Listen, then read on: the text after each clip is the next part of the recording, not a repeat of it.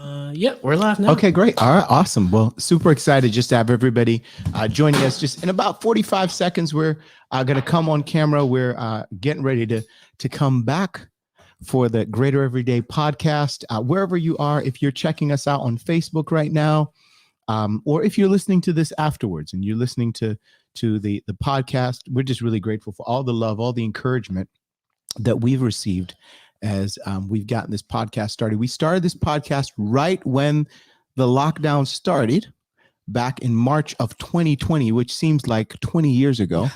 And but because there's been so much going on. Don't say that. And hey, I'm just being for real. But I'm glad that we're here and we're about to get this thing started. I feel like some people would be like, 20 years, huh? Yeah, I know. That's how it feels. Well, welcome to the Greater Everyday Podcast, a place where we talk about the real issues. We are back. We're back. Summer break is over. It's Fall. done. Kids are actually in school. They are in school. We can do some work now. That's right. Okay. There are things that you can do now. You can't blame Zoom. And some of you can. Right. But most of your kids are in school. You can't say the Zoom crash. That's right. Because you're actually in the class most of the time. And if you're not in the class, everybody else is not like locking down Zoom. Maybe they are. Maybe. But we're super grateful. Welcome to the Greater Everyday Podcast. This is a place where we talk about real issues.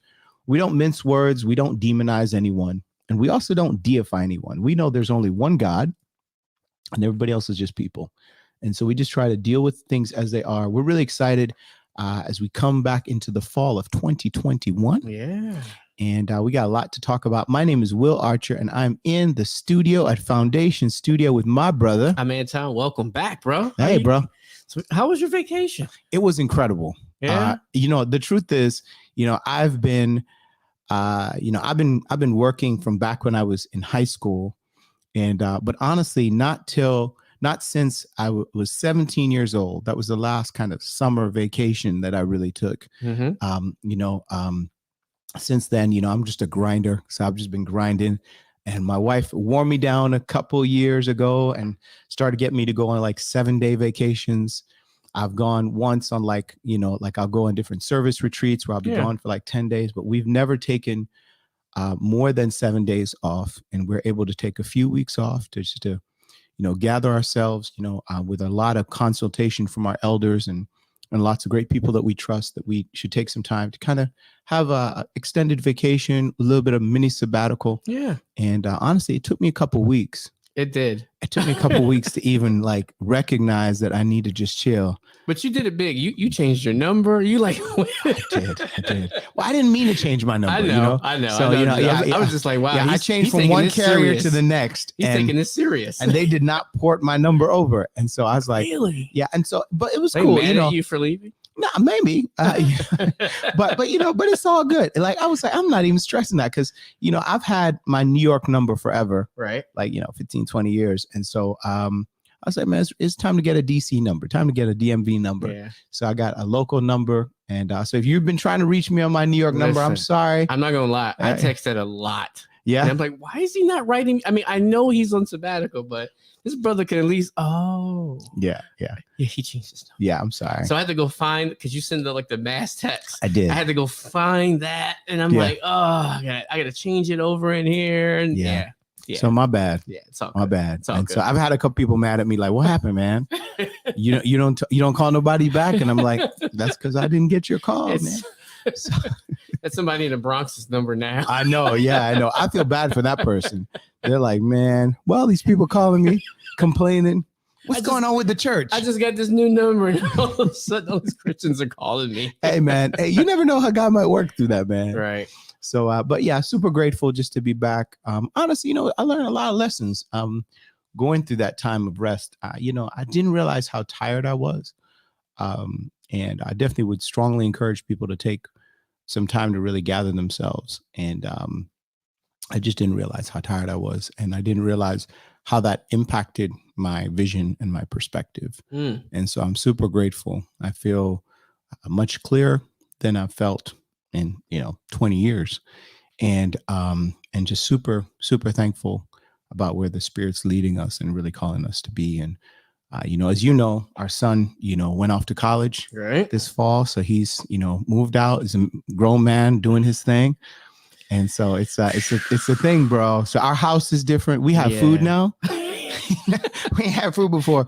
So, you have a college, you have a high school student, high school young I man. had a middle schooler. I still don't have any food. Bruh. No. My man was clearing food, son. Yeah. And now we're like, man, you leave something in the fridge, it's still there. Yeah. Not he wasn't taking stuff, but I'm just saying, it's just you have to do like the post-it note on it. Yeah. No, he's actually a good dude, man. He wasn't taking nobody's food, but he can clear bags of chicken wings in a minute. Yeah. And so super chicken wings. Yeah, I know. It's a thing. Mm-hmm. So super proud of him, really grateful for what God's doing, and really grateful for us to get back in the conversation, man. Mm-hmm. Yeah. Yeah, it was a decent time. I took some vacation time too. Yes. Family and I went to Mexico and hung out. Let's go. And despite all the mandates and the testing and stuff like that, I have to say it was my first time going to Mexico. Right. And big shout out to you guys. I mean, we need some Mexican people. Right. Watching this podcast when we ramp back up. Right. You know what I mean? Because they were so nice. Right. And okay, so I know we have an international sort of listing base. But some of you guys need to step your food game up. But Mexico delivered. Wow. Mexico, I've been into a lot of places all over the world. Mm-hmm. And the food, you know what it is? I don't get a lot of like mama's home cooking food. Right. Where we go. We get like, cafeteria food.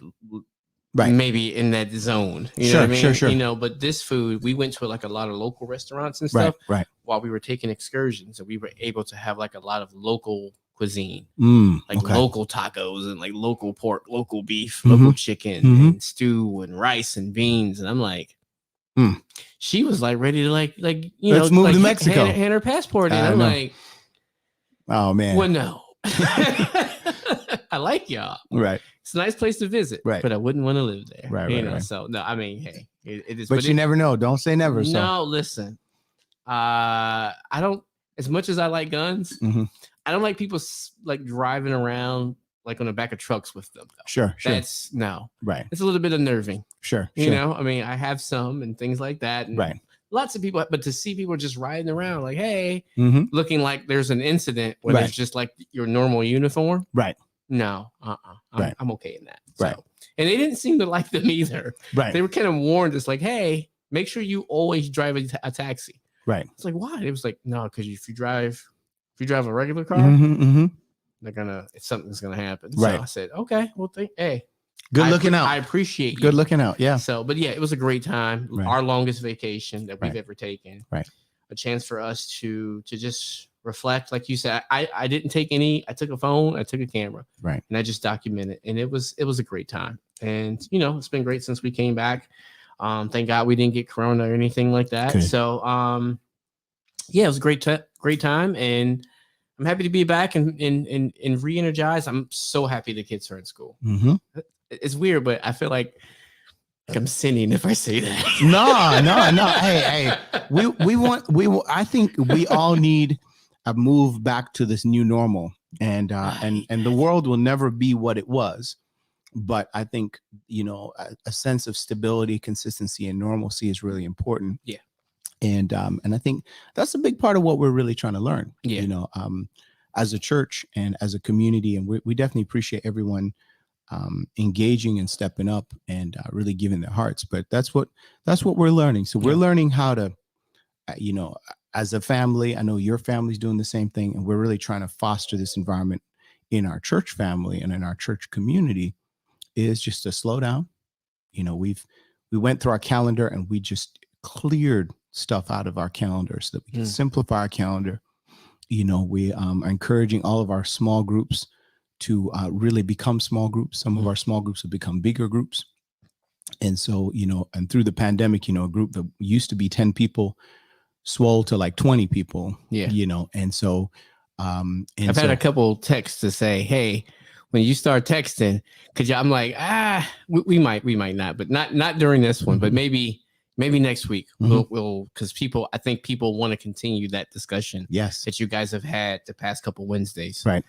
So people are just interested about how that's going to go, because I think that's what's happening is people have it's kind of it's a good thing. But over the course of the pandemic, I think people have gotten closer somehow, which is good. And so people are like, wait a minute, don't change nothing. Don't change anything. Like I'm starting to I actually like these people now. It's like, so I definitely understand. So we've had a lot of conversation within my family group. So yeah, people are like, well, why you have Will here? And I'm like, nah, we'll get there. We'll get there. This is a kind of a, what would you call this? We're just getting started. We're just getting started. Easing back in. Yes. We got to get the sister back. Yes, we do. We do. When we get the sister back, we will definitely have the conversation. 100%. And we need to have that conversation, And to that point, I think let's look at a scripture. Everything we do here on this podcast is based on our faith. And so faith informs everything we do. So we're going to take a look over at Jeremiah chapter 16. Jeremiah chapter 6, verse 16. And in Jeremiah 6 and verse 16, it says, this is what the Lord says. And when the Lord speaks, it's important to listen. He says, stand at the crossroads and look. And, we've been at a crossroads. And we're at a crossroads. Yeah. Sounds like we're always at a crossroads. It seems that way. But you probably are. Yeah. A lot of, you get to these places where every choice is a crossroads. Exactly. You can make a choice. And, but when you get to the crossroad, you could just keep going and just kind of make an arbitrary decision. But God says that we should look and ask for the ancient paths.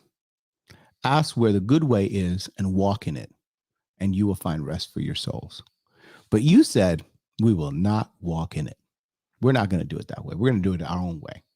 And the prophet Jeremiah is saying this because he is inviting us to hear God's voice and God's invitation to go back to the ancient paths. And honestly, what we've seen in our world is the end of this one verse is where many of us have landed. Is like, hey, I know there's a path that will lead to rest.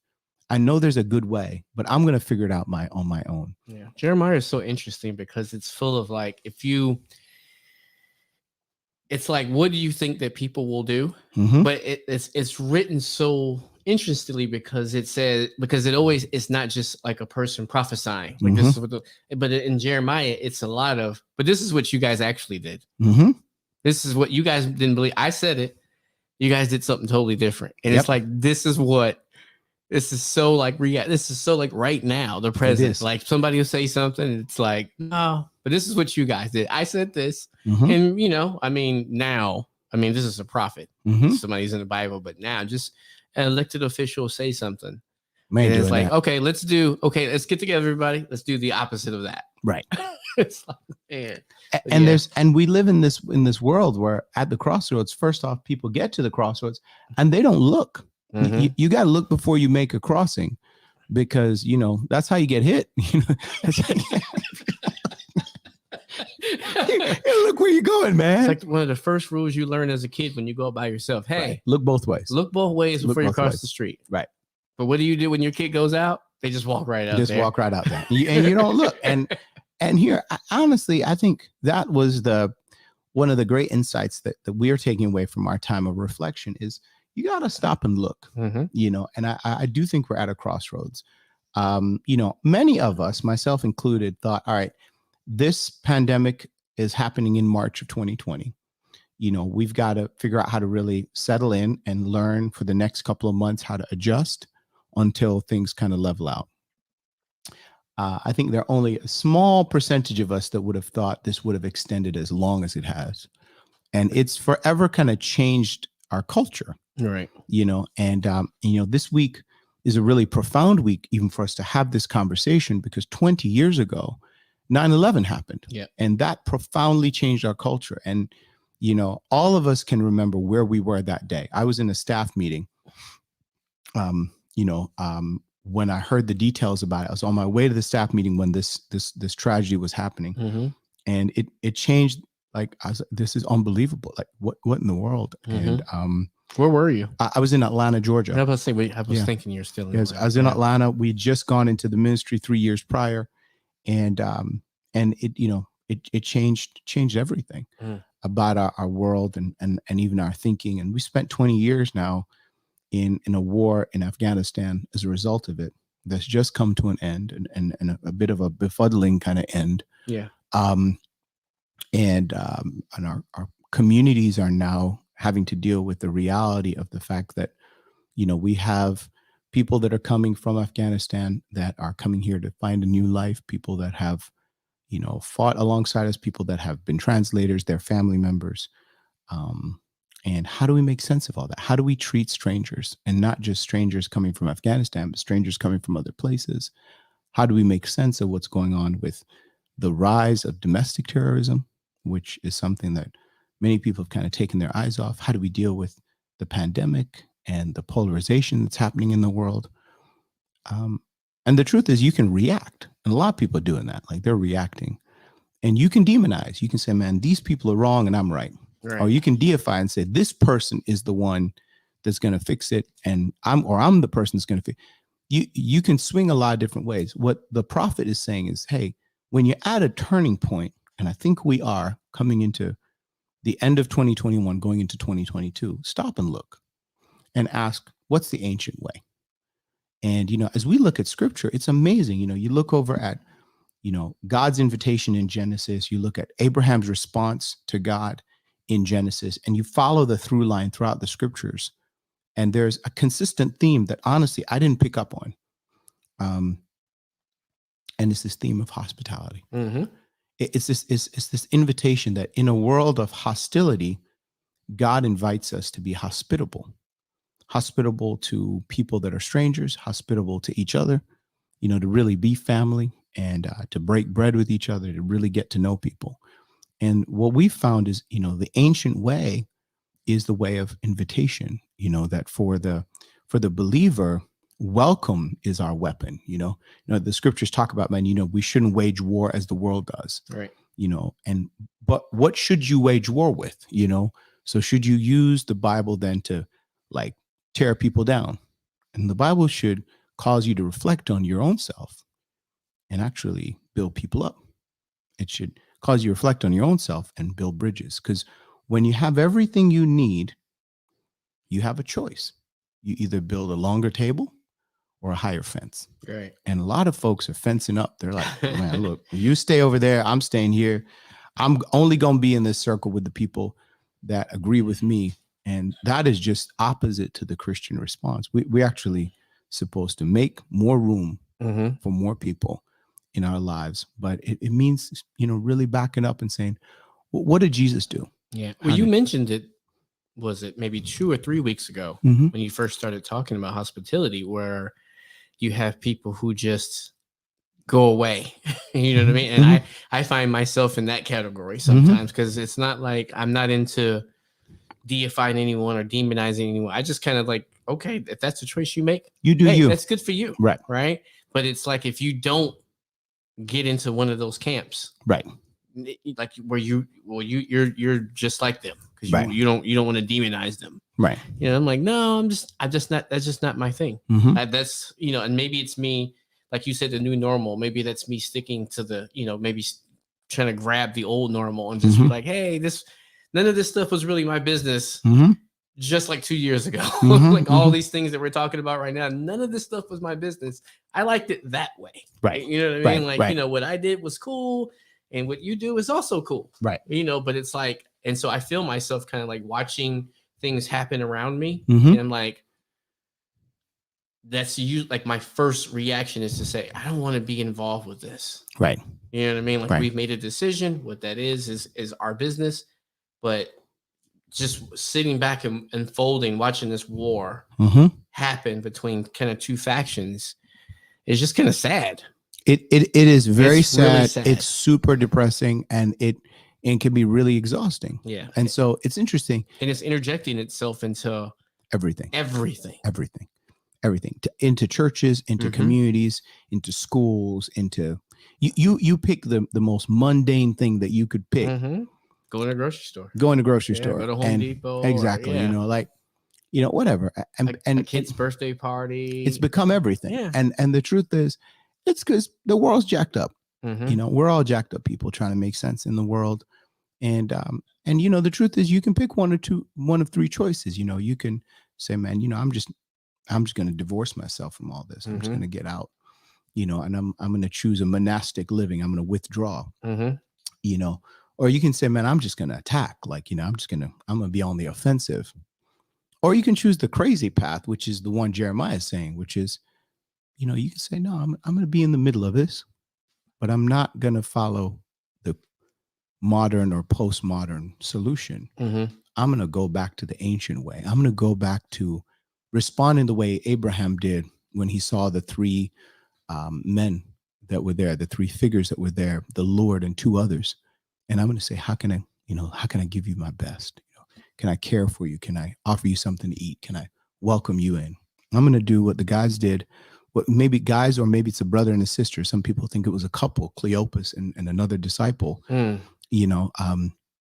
what they did with the Emmaus Road, right after Jesus rose from the dead, that night, they're walking 7 miles in despair, away from Jerusalem, away from the center of God's plan for the world. And Jesus walks with them in the cool of the day, kind of a reversal on what happened in Genesis. He walks with them, and they go from despondency to excitement as he explains the scriptures to them. But then they don't even see him through the explanation of scripture. They see him when they break bread. And that's the thing that's so profound. I think a lot of us, we think the solutions are come in like some deep insight. And Jesus, it says, the scripture says in referring to this in Luke, that, I'm sorry, in John, it says, actually, just let's take a look at it. I'll just show you. And it's just so profound. It's right at the end of, I think it's John that covers this. No, actually, it's Luke that covers it. Luke is the one that picks it up. I think it's Luke 24. Yeah, Luke 24. And if which, yeah, and 13. Actually, 13 is where the story starts. We're just going to pick up just this one thought here in verse 27, and it says, "And beginning." Let me pull it up. Yeah, so everybody can see this. Yeah, Luke 24 and verse 27. 27. Okay, let me share this so people can see it. Yeah, for sure.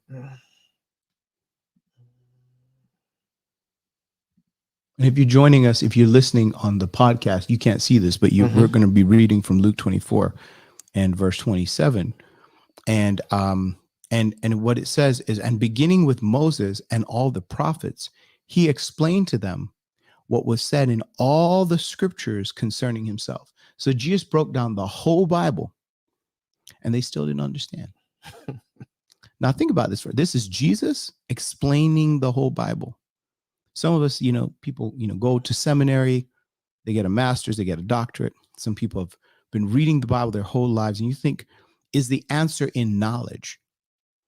No, the answer is not there. It says, as they approached the village to which they were going, Jesus acted as if he were going further, but they urged him strongly, stay with us. It was nearly evening and the day was almost over. So he went in and stayed with them.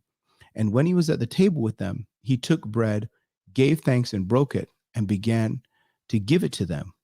It says right in verse 31, then their eyes were opened and they recognized him, and he disappeared from their sight.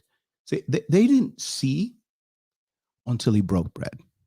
And I think, a lot of us, we've withdrawn from people, and there's some things you're not going to see until you're willing to get back around people. And respect, if you need to be safe and you can't physically be with someone, you need to engage with them using social media or using Zoom or whatever. That's cool.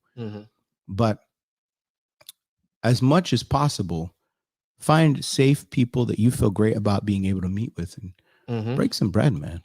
Sit down with people and have a real conversation. Because I think, these arguments we get into in sound bites, they don't solve anything.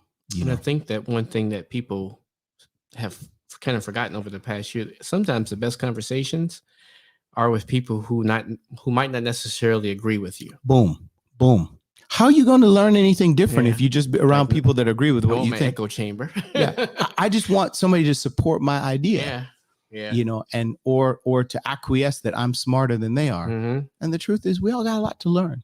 We got to learn from younger generations. We got to learn from older generations. We got to honor our seniors. And today was a wonderful day. We had Grandparents' Day. It was great to hear from our seniors and their wisdom. Lots of testimony. It was good. Oh my goodness, awesome. Yeah, that's a good testimony. Awesome to hear from them. They came prepared. They were ready to rock and roll. Oh man, great insights and and just sharing their heart. I mean, it was a beautiful thing. Mm-hmm. But young and old, we got to learn. Yeah. And I think we got to recognize we're in a really interesting spot. You know, the Army War College, you know, helped to introduce and really coin this idea of VUCA. We've been talking a lot about it as a church and as a leadership. And the VUCA world is a world that is defined by volatility, uncertainty, complexity, and ambiguity. And without a doubt, I don't think anybody would argue we live in a volatile world. Yeah. And an uncertain time. We live in a time that has complex issues that you can't just soundbite your way through. There's not 140 characters to explain something like that. You know, that's just not going to work. And we live in a world that's really ambiguous. It's hard to see where we're going next. So it's in that context that Jesus comes. And it's that context that we live in right now. And in a VUCA world, a volatile, uncertain, complex, ambiguous world, we've got to be willing to really up our game, go with VUCA 2.0 and embrace vision, a clear sense of where we're going, understanding, clarity, and agility or adaptability. Yeah. You know, and that's what we're trying to do as a community is say, look, our vision is we want to go to the ancient way. We're at the crossroads. We're going to choose the ancient way. We're going to break bread with each other.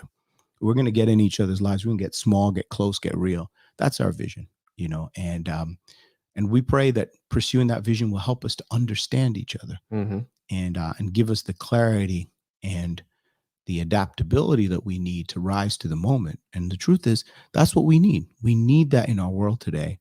But you can't yell and scream that at people. You got to get close. It's hard. It's hard for people. I mean, I'm kind of amazed how people adapted so quickly to like this new life and just kind of accepted everything. You know, I'm just like, I mean, I don't even try to be, I know there's some people who spend their waking days reading, you know, new research and this and that. And, you know, if you even broach a subject there, you know, their gun is loaded and they're ready to like, you know, they're ready to send rounds down range because they've been waiting for this conversation. And, you know, but it's like, it don't solve nothing though. It does. Because here's the thing, knowledge puffs up, man. Yeah. It just does. Knowledge puffs up. Love builds up. And so we got to choose the path of love. That's the ancient way. And love is not about how you treat people you agree with. That's not what love's about. Right. And, you know, we're both married men. We know, look, I disagree with my wife almost every day. You know, I'm sure you're probably doing better than me, you know, I mean, we don't always agree. There's things about my kids I just don't understand. Right. You know, and so, but there are also things about people that I care about. I just don't understand. Right. But love is not about how you treat the people that you agree with. Love is about how you treat the people that you don't agree with, and even the people that oppose you or even might malign you. You got to treat people with love, man. And that love, that's the ancient way. Yeah. And it doesn't make it easy. And I think that's another thing that people kind of like, oh, well, that's not easy. So I ain't trying to do I'm that. not trying to do that. Yeah. Is there a pill for that? Yeah. There ain't no pill, man. Yeah. I mean, well, there's a red pill. So, you know, just kidding. I see you're all about that. I'm all about that. I'm all about that Matrix. I'm all about that Matrix. I finally saw the trailer? And I'm like, yo, did you click on the blue pill and the red pill? No, I was on Twitter and it like they just had it because it was like the #1 trending thing at the time. It's crazy. And then they just like played the trailer and I'm like, I'll be honest with you, that thing freaked me out, man. I never want to go to the movies on Christmas, but after service. yo, I ain't gonna lie. Yo, we can buy tickets together, bro. After service. We can buy some tickets together. What day is Christmas? Is it Christmas is Sunday is the 26th. Oh, Saturday is the 25th. So Christmas is actually a Saturday. So Christmas Eve is the 24th. Okay. All right. Is it coming out 25th? Yeah, Christmas Day. Christmas Day. It's a Saturday. That's gonna be crazy. Man, that's how you spread COVID right there. Listen. I'm just kidding. I'm totally kidding. I'm pleased. You know, you're like, oh man, I can't believe you're making fun of COVID. Okay, so you don't know this now. Right. So on YouTube, Right. they have a button now Right. where they can clip Right. certain parts of your video. Really? Yes. Okay. So don't clip that. Don't clip that. Don't clip that. Don't clip that. I mean, using that as a point to like slander us. Yeah. Make sure Okay. you listen to the context. Yes. On audio and video, what I'm saying. So no, but on a real though, man, I got to tell you, I clicked on the blue pill and the red pill, and there was 2 different ones. Oh yeah, there's 2 different. You got to go to Facebook. Just go to my Facebook. It's on my Facebook. All right. But you click on the blue pill or the red pill, and it actually uses the time that you clicked on it, and you see that this. If you click in, every time you click on a different time, it uses your time. So as if you are the one experiencing it. I was like, whoa, it's an Orwellian moment where you're like, they're watching me, man. Am I in the Matrix? Right. And then I thought maybe I am. So, but a long story short, lots of great things happening in the world. Lots of difficult things happening in the world. In a VUCA space, we got to choose some VUCA solutions. And a part of that VUCA solution is you got to look. This is the vision part. You got to stand at the crossroads and don't just keep moving. Yeah. And don't follow the crowd. Stop and look and ask yourself, what is the ancient way? What ways proved itself? And I want to encourage everyone that's listening to the Greater Everyday podcast, choose the greater way. And the greater way is not isolation. It's not demonization. It's not withdrawal. It's not, deifying anyone. The greater way is engagement. Yeah. It's so, because sometimes even if I think that your choice is the right one, how you go about carrying that out, you might lose me. Right. You know what I mean? Because let's just say I agree that, like, I don't know, let's, for example, everybody should get vaccinated, right? If I agree with that, right? How you speak to people, right, and how you treat people online, I might say, you know what, never mind, right? You know what I mean? Because the way you're acting, the way you're treating people that you say you love, right, it's a real turnoff for me, right? So I might not say anything, and that might make me retreat, right? You know what I mean? Well, people don't care what you think unless they know that you care about them, right? And so just clip that part. Hey, you can clip that. Clip that part. Don't nobody care what you think until they know you care. But here's the thing that's tricky. We keep thinking that if we can up the ante and raise the volume, that people are going to respond. And it ain't about raising the volume. It's about getting close. And it's, there are things that you can get mass information out there, and also apparently mass misinformation or disinformation or fake news, or however you want to define it. There's lots of truth and lots of falsehood that's being pushed. But if you want to really resolve things, you got to get close. You got to get into the community. You got to get into people's lives. And so that was Jesus' solution. He didn't try to make a big declaration. He built small communities that were connected to each other. And what's crazy is if you follow the scriptures, both Old and New Testament, what you'll find is a lot of these people believed radically different things about lots of things. They were just clear about one thing, that there was one solution in God, one solution in Jesus. But they had lots of different opinions. And I think we've got to recognize it's important to foster an environment of pluralism and mutual respect when in areas of debatable issues. But there's some things that are just absolute. And one thing is for sure, if you go the modern way, you're going to be stressed out. If you go the ancient way, you're going to find rest. And God's way is one of rest, one of peace, one of truth. And not that we know we're walking perfectly in it. We're struggling. Sometimes we get off the path. Sometimes we sit down and we, get stuck. But at least we've identified what the ancient path is. That's it. Yeah. And you got to break bread. Breaking bread. So we're going to be diving into this, over many episodes, kind of really talking about that in some really practical terms. We look forward to talking through specifics, some of these questions about small groups and how that's really going to work. And then we're also doing some really exciting things. I encourage you to just kind of check out some things that we're doing to really, bridge the divide in the community, get to hear from some community leaders. So we got some great things coming out. So check out what we're doing. Yeah. But we're back. Yeah, we're back. So no more. Well, every time I say no more vacations, like 2 weeks pass before we stream. So I'll just say I anticipate us being back here next Sunday. That's it. That's it. We don't know what'll happen. No, we don't. But we're going to make every effort to pursue the path. Like we talked about our wives, I'm definitely forgetting something right now. Right now. Yeah. But you want to wrap from that? Absolutely. Okay. So for everybody that's joining us, it's been real having this conversation. We're super grateful for all the love and support. This has been the Greater Everyday Podcast. Remember Jeremiah 6:16. When you get to the crossroads and we're at it, just stop and look and ask for the ancient way and walk in that, because that way you will find rest. And that is the greater way. It is the ancient way. It is God's way. That's the way of hospitality. Stay cool, stay real, love up on some people, and break bread. Absolutely. Make sure you break bread. Guys, make sure if just keep liking the page. Thank you so much. Remember, we have a separate YouTube page just in the church now. We have if you search for the Greater Everyday Podcast, it's its own separate YouTube page with all of the new videos.